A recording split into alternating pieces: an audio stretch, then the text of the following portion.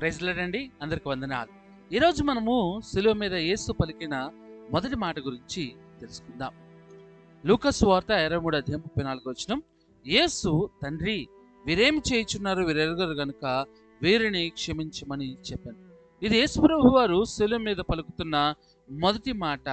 ఆ సమయంలో యేసుప్రభు వారు ఎలా ఉన్నారు అంటే, ఆయన శిలువ మీద ఆయన చేతుల్లోనూ కాళ్ళల్లోనూ మేకులు దిగగొట్టబడ్డాయి.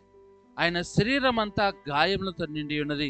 ఆయన తల మీద ముళ్ళ కిరీటమే గాని, అప్పటి వరకు రోమా సైనికులు చేసిన ఆ యొక్క గాయములే గాని, ఆయన శరీరం అంతా భయంకర నొప్పితో ఉన్నాయి.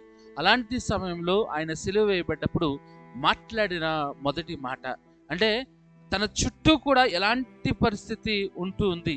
ఈ మాట పలుకుతున్నప్పుడు ఆయన చుట్టూ ఎలాంటి పరిస్థితి ఉంది అంటే, వెక్కిరింతలు ఉన్నాయి.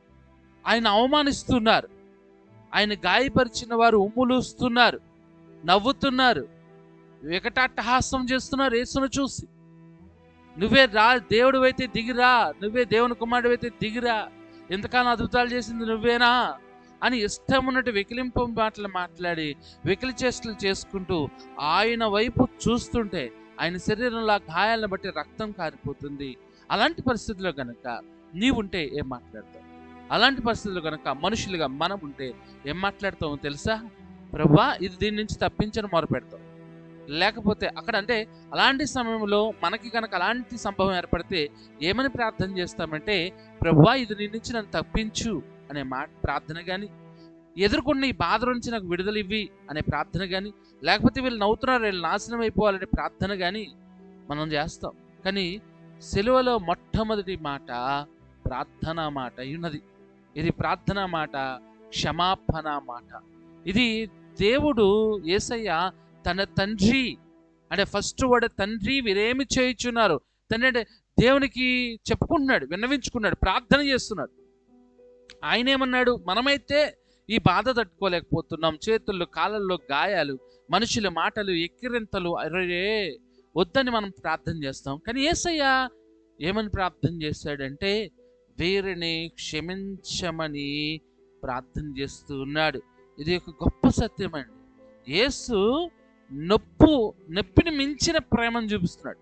అంటే బాధని సైతం అధిగమించిన ప్రేమను చూపుతున్నాడు. శిక్షించగలిగే శక్తి ఉన్నప్పటికీ ఆయన క్షమిస్తున్నాడు. శిక్షించమని అడగవలసిన ఆయన, లేకపోతే శిక్షించే శక్తి ఉన్నప్పటికీ ఆయన క్షమించాడు. తన తండ్రిని క్షమించమని మొరపెడుతున్నారు. తండ్రి వీరేమి చేయుచున్నారు వీరెరుగరు గనుక వీరిని క్షమించుము. ఇది క్షమాపణ మాట, మన కొరకు విజ్ఞాపన మాటగా కూడా చూడొచ్చు. అయితే ఈ వాక్యంలో మనకేం నేర్పుద్ది అంటే, తండ్రి అంటే దేవుడు, ఈ వాక్యాన్ని ఒకసారి చూస్తే తండ్రి అనగా తండ్రి తనకి దేవునికి ఉన్న సంబంధాన్ని బట్టి తండ్రి అని పిలుస్తూ, వీరేమి చేయుచున్నారు, వీరు అనగా వీరేమి చేయుచున్నారు. వాళ్ళు ఏం చేస్తున్నారు? అక్కడ వారు ఏం చేస్తున్నారంటే, ఏదో పొరపాటున కాలు తొక్కలేదు, పొరపాటున చేయి తొక్కల. వీరేమి చేయుచున్నారు అంటే ఏంటి? ఆయన కొట్టాల్సిన అవసరం లేదు, భయంకరంగా కొట్టారు. ఆయన అవమానించాల్సిన అవసరం లేదు, భయంకరంగా అవమానించారు. ముఖం మీద ఉమ్ములు ఊసారు, అరిచేతులతో ముఖం మీద కొట్టారు, శరీరం అంతా గాయాల పాలు చేశారు. నువ్వు సిలువ వేయి, సిలువ వేయాలనుకున్నా సిలువ వేయి, ఎలా తీసుకెళ్ళి సిలువ ఎత్తే సరిపోయా. కానీ ఆయన అలా చేయట్లేదండి. శరీరం అంతా నల్లగొట్టబడి ఒక మనిషి ఎంత బాధనైతే అనుభవిస్తారో అంతకన్నా ఎక్కువ బాధని యేసయ్యకి ఇచ్చారు. వాళ్ళు శారీరకంగా, మానసికంగా, ఆత్మీయంగా ఆయన దెబ్బ కొట్టారండి. ఇంత నలిపేశారంటారు చూసారా? ఆయనకి సొగసైనను స్వరూపమైనను లేకపోయిను, ఆయన ముఖం చెకముఖరాతిగా చెక్కబడిన వాక్యాల ప్రకారం ఆయన నిజంగా అట్టి రీతిగా కొట్టారండి, అట్టి రీతిగా హింసలు పెట్టారండి. వారు ఏం చేయించున్నారంటే, ఒక మనిషి అసలు చేయకూడదు అలాగా. వాడి బాధ్యత కాదే, వాడి బాధ్యతను వాడు నిర్వర్తించాడంటే కాదు. ఏ సిలువ మీద ఉన్న దొంగలు ఇద్దరు ఫ్రెష్గా ఉన్నారు, యేసయ్యకి మాత్రం ఇంత గాయాలి, వాళ్ళకి అవసరం లేదు. సిలువ వేయాలంటే తీసుకొచ్చి సిలువ వేయాలి అంతే. కానీ యేసయ్యని ఇంత చిత్రహింసలు పెట్టారండి, ఎంతలాగా వేదన పెట్టారు. ముళ్ళకిరీటం పెట్టడం అవసరమా అండి? ఇంతగా చేశారు. వీరేమి చేయించున్నారంటే, వారు చెయ్యకూడదే చేస్తున్నారు. ఒక మనిషి, యేసయ్యకైనా కానీ ఒక మనిషికైనా కానీ అది చేయనవసరం లేదు. చెక్కినట్టుగా ఉంది ఆయన శరీరం, పొరలు పొరలుగా, అంటే మాంసము ఎలాడుతుంది ఆయన శరీరంలోంచి. అంతగా చేయాల్సిన అవసరం వీరేం చేయించున్నారంటే యేసయ్య వాళ్ళు ఏం చేశారని నువ్వు మొరపెడుతున్నావు? చెక్కారండి, ఉమ్ములూసారండి దేవుని మీద, కారకాలతో తన్నారండి, ఆయన్ని అవమానించారండి, ఆయన దైవత్వాన్ని దూషించారండి. అయినప్పటికీ నీ యేసయ్య అంటాడు, వీరేమి చేయించున్నారు? వీరు వీరు అనగా అక్కడ ఎవరెవరు ఉన్నారంటే అక్కడ చాలా రకాల మంది ఉన్నారు. యూదులు ఉన్నారు, సద్దుకాయలు ఉన్నారు, పరిసయ్యులు ఉన్నారు, శాస్త్రులు ఉన్నారు, ప్రధాన యాజకులు ఉన్నారు, యూదుల మత ప్రవిష్టులు ఉన్నారు, యూదులు ఉన్నారు, చాలా మంది ఉన్నారు అక్కడ. వాళ్ళందరిని బట్టి అంటున్నాడు, వీరి రోమా సైనికులు ఉన్నారు, వీరు ఏం చేయించున్నారు వీరు ఎరుగను గనుక వీరిని క్షమించుము. క్షమించమని దేవుడు మొరపెడుతున్నాడు, క్షమాపణ గురించి అడుగుతున్నాడు. ఈరోజు మనం చూస్తున్నాం, ఈ వాక్యం మనకు నేర్పేది ఏంటంటే క్రైస్తవుడా క్షమించే హృదయాన్ని కలిగి, క్రైస్తవుడా క్షమాపణ హృదయాన్ని కలిగి ఉండు. ఆ క్షమాపణ గురించి కొన్ని విషయాలు మనం ఈరోజు నేర్చుకోబోతున్నాం. మొదటి మాట మనకు నేర్పేది ఏంటంటే క్షమాపణ కలిగి ఉండాలి. క్రైస్తవుడు క్షమాపణ హృదయాన్ని కలిగి ఉండాలి. ఎందుకంటే యేసుక్రీస్తు వారు మనం ఇప్పుడు వరకు చూసుకున్న దాంట్లో అంటే ఏ మనిషి కూడా ఇటువంటి ప్రార్థన చేయలేడు, కానీ ఆయన చేశాడు. దేవుడై ఉండి ఆయన నీ పని చూస్తా. చిన్న మన మాట ఎవడన్నా ఒకడు అన్నాడంటే నీ పనితో చూస్తా అంటాం. ఎవడన్నా మన మీద ఏదైనా చేస్తే చూస్తే దాడి నీ పని చెప్తా అంటాడు. అలాంటి దేవుని యేసయ్య మీద ఎంత దాడి చేసి ఎంత దారుణం చేస్తే ఆయన అంటాడు, తండ్రి వీరు ఏం చేయించున్నావు కనుక వీరిని క్షమించు. అంటే నేను క్షమించేసానయ్యా, నువ్వు కూడా క్షమించని మొరపెడుతున్నాడు. మొదటి విషయం చూద్దాం. క్షమాపణ అనేది దేవుని యొక్క స్వభావం. దేవునికి ఉన్న స్వభావాల్లో క్షమించడం కూడా ఒకటి. కీర్తన 103వ కీర్తన 10వ వచనంలో మన పాపములను బట్టి మనకు ప్రతీకారము చేయలేదు, మన దోషములను బట్టి మనకు ప్రతిఫలం ఇయ్యలేదు. దేవుడండి మన పాపాలను బట్టి మనకు ప్రతీకారం చేయలేదండి, మన దోషాలను బట్టి మనకు ప్రతిఫలం ఇవ్వలేదు. ఎందుకంటే ఆయన క్షమించడానికి, క్షమాపణ అనేది ఆయనలో ఒక స్వభావము. ఆయన క్షమించే మనసు కలిగిన వాడు, ఆయన క్షమాపణ కలిగిన వాడు, అంటే క్షమించే హృదయం కలిగిన వాడు. దేవునిలో ఆయన ఒక స్వభావము. ఏదో కీర్తన 103వ కీర్తన 11, 12 వచనాలు చూస్తే భూమి కంటే ఆకాశం ఎంత ఉన్నతముగా ఉన్నదో ఆయన యందు భయభక్తులు గలవారు లేడా ఆయన కృప అంత అధికముగా ఉన్నది. నిజంగా అలా ఆయన ఏం చేయగలుగుతాడంటే నిన్ను ఎందుకు కృప చూపుతాడు, క్షమిస్తాడు, కృప చూపుతాడు. క్షమాపణ లేదని నీకు కృప దొరకదండి. ఆయన కృప నీ జీవితంలోకి రావాలంటే నువ్వు క్షమించబడాలి. ఆ క్షమాపణ హృదయం కలిగిన వాడే దేవుడు. ఆయన క్షమించడమే కాదు, కృపను కూడా అందిస్తాడు. దేవుని యొక్క స్వభావము క్షమించడం. ఎందుకు అంటే అది దేవుడు మనలో కూడా పెట్టాడు. ఎలాగంటే తల్లిదండ్రులు ఉంటారండి, తల్లిదండ్రులు పిల్లోడు ఏం చేసినా కానీ చంపేస్తారో క్షమిస్తుంటారు. సొంత కొడుకుని ఏ తల్లిదండ్రులు చంపేరు. వాడు ఏ తప్పు చేసినా వాడికి అవకాశం ఇస్తారు. వాడి బదులు కావాలంటే వీరు అనుభవిస్తారు. పిల్లోడు తప్పు చేసాడు అనుకోండి, ఆ మాటలు వీళ్ళు కాస్తారు. పిల్లోడు తప్పు చేస్తే ఏం చేస్తారు తల్లిదండ్రులు? ఆ మాటలు వీళ్ళు కాస్తారు. కొన్నిసార్లు వీళ్ళు అనుభవిస్తారు ఆ మాటలు. ఇటు చేయకుండా పని చేసి వస్తే వాళ్ళు ఏంటంటే వీళ్ళు పడతారు, అలా అని చెప్పి చంపారు. అలాగే అంటే తల్లిదండ్రులకి ఎలాంటి మనసు, సొంత పిల్లల పట్ల మనసు, అది దేవునికున్న మనసు. అది ఇక్కడ మనం అర్థం చేసుకోవాల్సింది, దేవునికున్న మనసు అది. ఆయన క్షమాపణ స్వభావం కలిగి ఉన్నాడు. అందుకే ఆ రోజు అక్కడ ఉన్న వారిని క్షమిస్తున్నాడు. అంత పరిస్థితిలో కూడా యేసయ్య వారిని ఎందుకు క్షమిస్తున్నాడు అంటే ఆయన మనసే క్షమించే మనసు. ఆయన క్షమాపణ అనే స్వభావం కలిగి ఉన్నాడు. ఆ స్వభావమే మన సొంత పిల్లల పట్ల తల్లిదండ్రులు ఎలా అయితే క్షమిస్తారు, వాడు ఇన్ని చేసినా క్షమిస్తాడు. తల్లిదండ్రులు వాడు ఇన్ని చేసినా క్షమిస్తారు లేదా? ఇంకెవరు తల్లిదండ్రులు కాబట్టి ఇంకెవరు క్షమిస్తారు? అలాగే దేవుడు కూడా మనల్ని తన సొంత పిల్లలుగా భావిస్తూ మనం ఎన్ని చేస్తున్నా క్షమిస్తున్నాడు, మనం ఎంత చేస్తున్నా క్షమిస్తున్నాడు అండి. ఇక్కడ మనము ఆయన ఏమై ఉన్నాడో మనం అది అయ్యి ఉండాలి. కాబట్టి మనం ఆయన పిల్లలమై ఉన్నామని వాక్యం చెప్తుంది. కాబట్టి ఆయన క్షమాపణ స్వభావాన్ని కలిగి ఉన్నాడు. కాబట్టి మనం కూడా ఈరోజు ఆ క్షమాపణను స్వభావం కలిగి ఉండాలి. ఇతరులను క్షమించే వారిగా మనము ఉండాలి. ఎన్ని పరిస్థితులు వచ్చినా దేవుడు మన పాపాలు తగినట్లుగా మనకు చేయలేదు, అది గుర్తుంచుకో. నేను ఎందుకు క్షమించాలంటే దేవుడు మనల్ని క్షమించాడు. ఈరోజు ఆయన కోపం చూపడంలో ఆనందించాడు, క్షమించడంలో ఆనందిస్తాడు. ఆయన అక్కడ నోళ్ళు అందరూ చంపేస్తాను అంటలా, దాంట్లో ఆనందం లేదు. అంటే మాట్లాడలేని పరిస్థితిలో కూడా ఆయన శిలువ మీద మాట రాని పరిస్థితుల్లో కూడా వారిని క్షమించమని ప్రార్థన చేస్తున్నాడు. అంటే ఆయన శిక్షించడంలో ఆనందించడండి, క్షమించడంలోనే ఆనందిస్తాడు. అయితే ఈ శిలువ మీద మనకి రెండు కనబడుతూ ఉంటాయి, శిక్ష, కృప. శిక్ష ఆయన తీసుకుని మనల్ని క్షమించి కృపణిస్తూ ఉన్నాడు. మొదటి విషయం చూస్తున్నాం. ఈ మాట మనకి, మొదటి మాట మనకి ఏం నేర్పుద్దంటే, దేవుడు క్షమాపణ స్వభావం కలిగిన వాడు. మనం కూడా ఆ క్షమాపణ అనే స్వభావం కలిగిన వారమై ఉండాలి. రెండవ విషయం చూద్దాం. మత్తయి సువార్త 5వ అధ్యాయం 44 వచనం.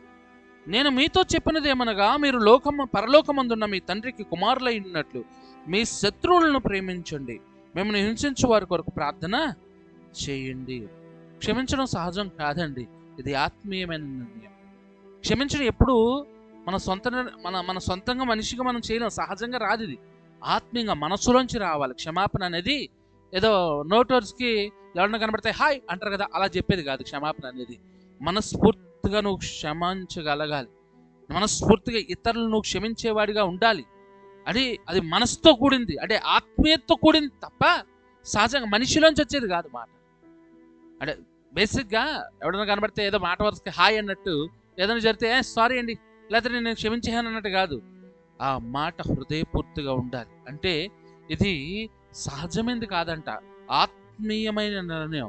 అందుకే యేసుక్రీస్తు వారు ఇక్కడ మనం చూస్తే ఆయన చెప్పింది ఆయన చేశాడండి. ఆయన ఏం చెప్పాడు? మీ శత్రువులను ప్రేమించండి, మిమ్మల్ని హింసించే వారి కొరకు ప్రార్థన చేయండి. ఆయన చెప్పి వదిలేసేవాడు కాదు, చెప్పి చేసి చూపించేటాడు.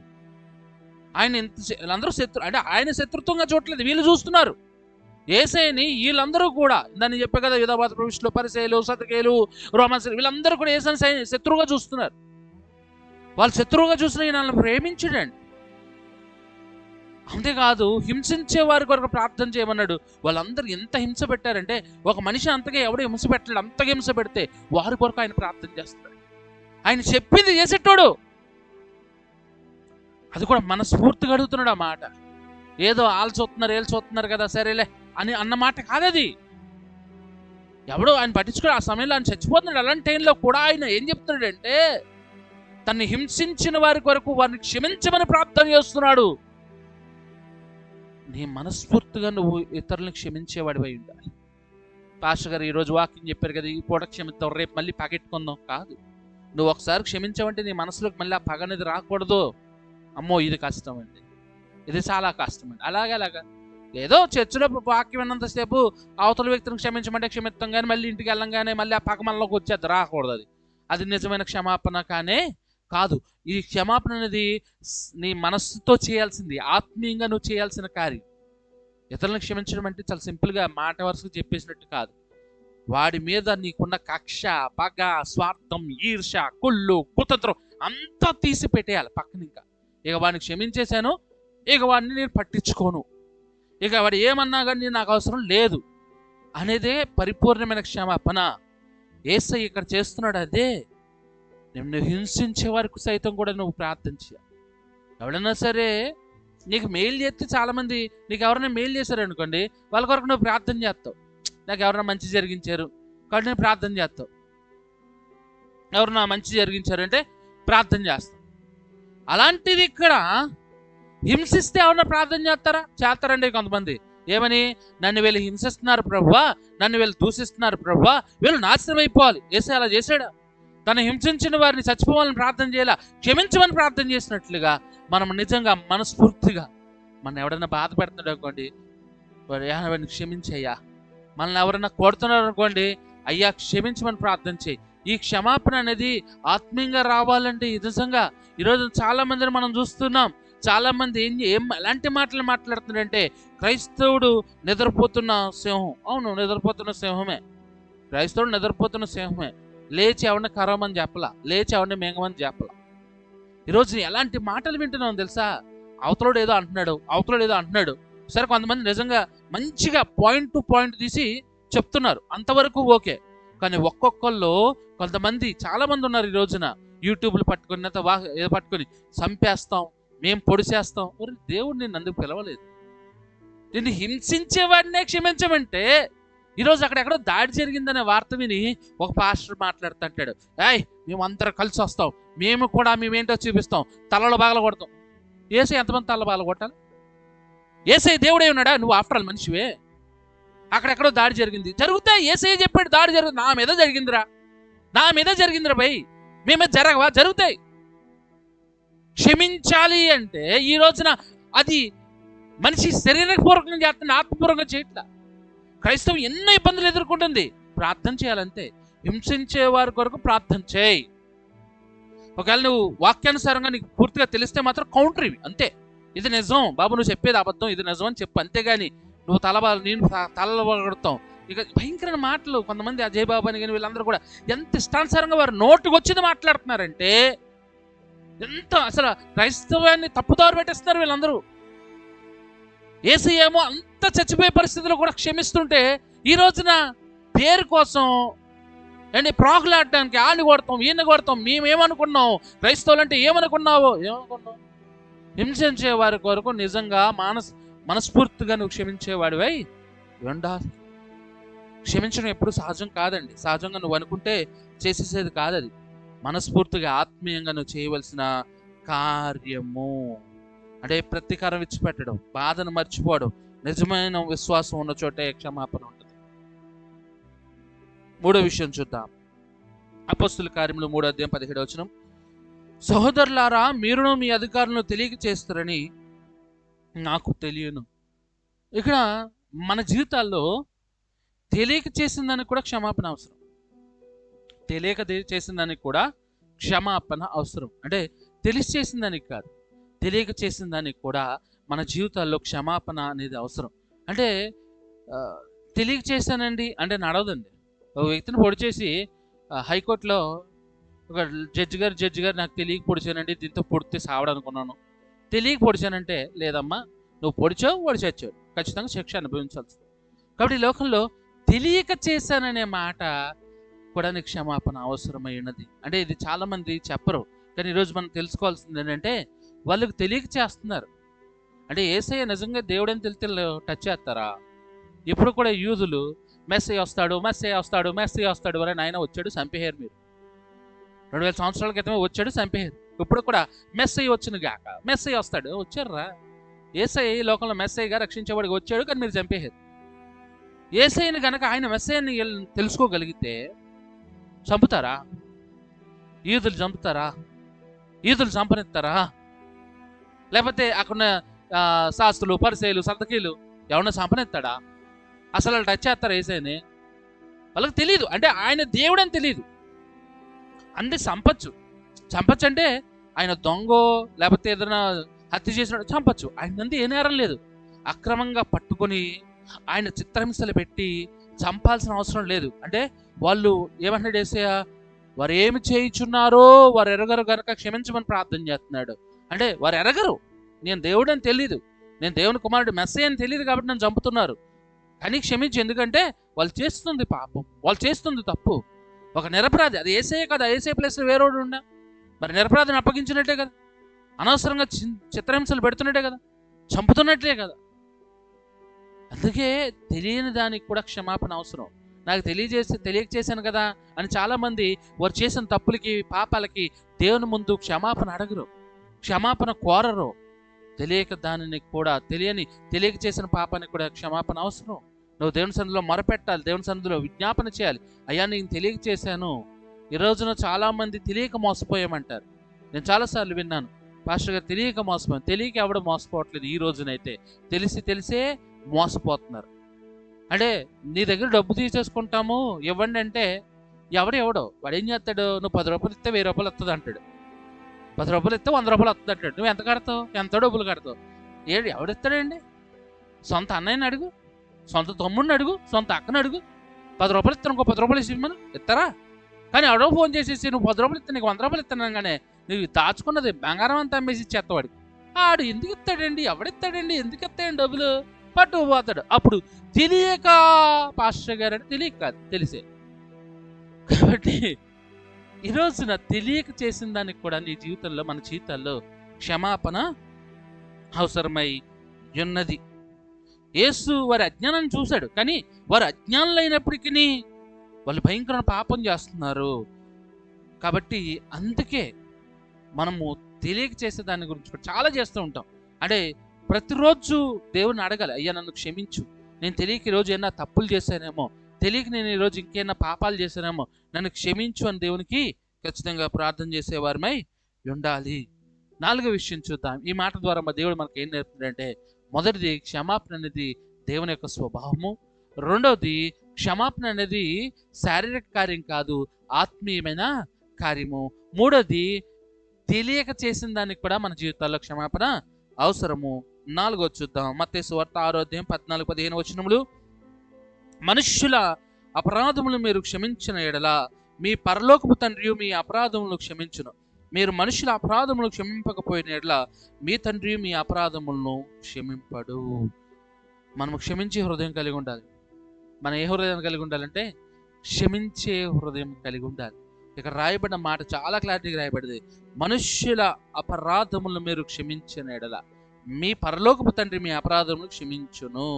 మీరు మనుష్యుల అపరాధములను క్షమింపకపోయిన ఎడల మీ తండ్రి మీ అపరాధములను క్షమింపడు. ఖచ్చితంగా నువ్వు ఇతరులను క్షమిస్తేనే నువ్వు క్షమించబడతావు.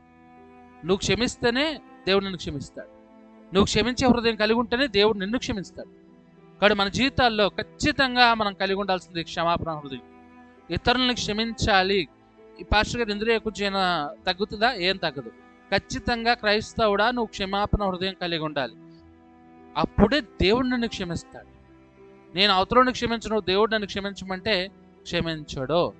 కాబట్టి మనం మన జీవితాల్లో మనం క్షమిస్తేనే దేవుడు క్షమించాడు. క్షమించకపోతే మన హృదయం బంధించబడుతుంది. క్షమించకపోవడం అంటే ఆ వ్యక్తిని మన హృదయంలో ఉంచుకోవడం. క్షమించడం అంటే ఆ వ్యక్తిని దేవునికి అప్పగించడం. చాలా క్లారిటీగా చెప్తున్నా వాక్యం.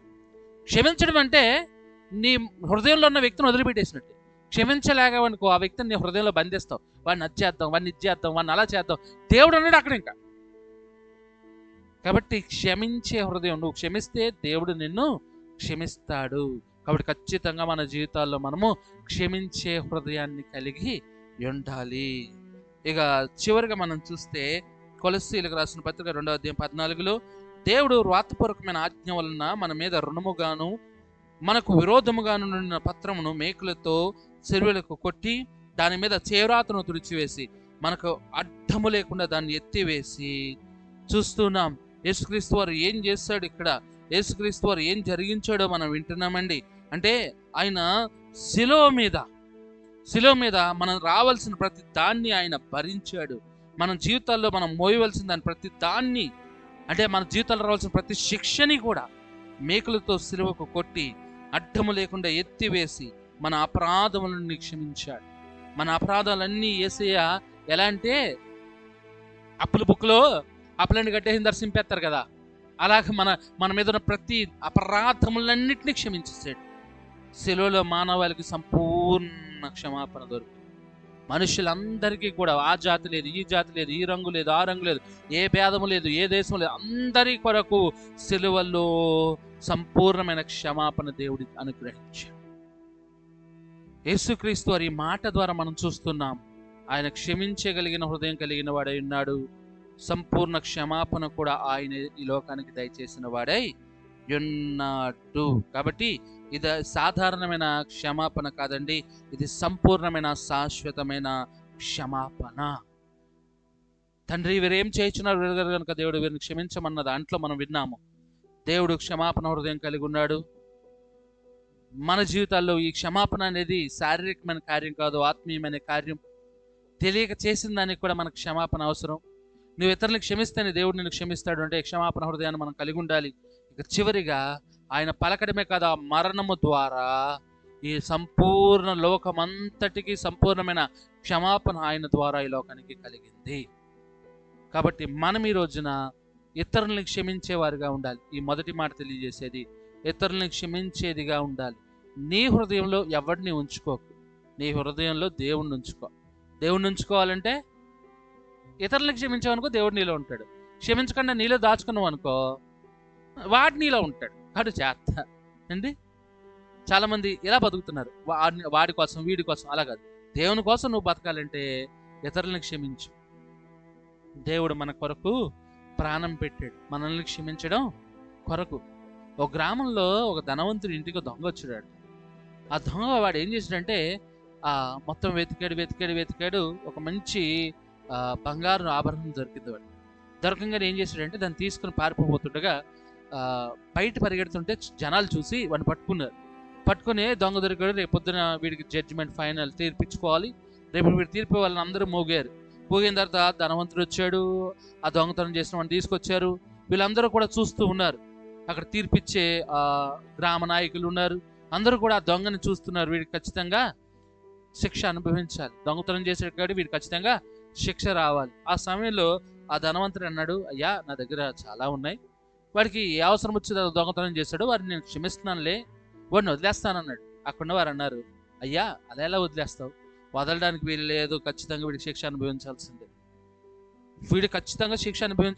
వీడు దొంగతనం చేశాడు, ఎలా వదిలేస్తానంటే ఆ ధనవంతుడు వారితో చాలా మాట్లాడి అయ్యా శిక్ష మీరు ఖచ్చితంగా విధించాలంటే ఆ శిక్షను నాకు విధించు, వాడు నా దగ్గర దొంగతనం చేశాడు కదా, నాది తీసుకున్నాడు కదా, నాకు పర్లా, అలా ఎలా కుదురుతుంది అంటే సరే నాకు శిక్ష విధించండి అంటే వాళ్ళు ఎంత మాట్లాడినప్పటికీ ధనవంతుడు ఒప్పుకోలే. నాదే కదా దోచుకున్నాడు, సరే నన్ను శిక్షించండి అన్నప్పుడు వాళ్ళు ఏం చేశారంటే ఇక శిక్ష విధించాల్సిందే, దొంగతనం అనేది నోట్ అయింది కాబట్టి, సరే వాడి బదులు ఈయనకు శిక్ష విధిద్దామని కొరడా దెబ్బలు ఈ ధనవంతుడు కొట్టారంట. ఈ ధనవంతుడు ఆ కొరడా దెబ్బలు తను తీసుకుంటూ దొంగను క్షమించాడు. అలాగే యేసుక్రీస్తు కూడా మనం అనుభవించాల్సిన శిక్షను ఆయన అనుభవిస్తూ కలువరి శిలువ మీద మనందరినీ క్షమించాడు. ఆయన క్షమిస్తూ మనల్ని కోరుకునేది ఒకటే, ఇతరులను క్షమించేవారుగా మనం ఉంటే అంతకు మించిన సంతోషం యేసుకి ఇంకేమీ లేదు. మొదటి మాట చూసుకున్నాం, ఇక రేపు రెండవ మాట చూద్దాం. వందనాలు. చాలా సంతోషం విధంగా కలుసుకోవడానికి దేవుడు మన జీవితాల్లో మంచి అవకాశాలు ఇస్తున్నాడు. వందనాలండి.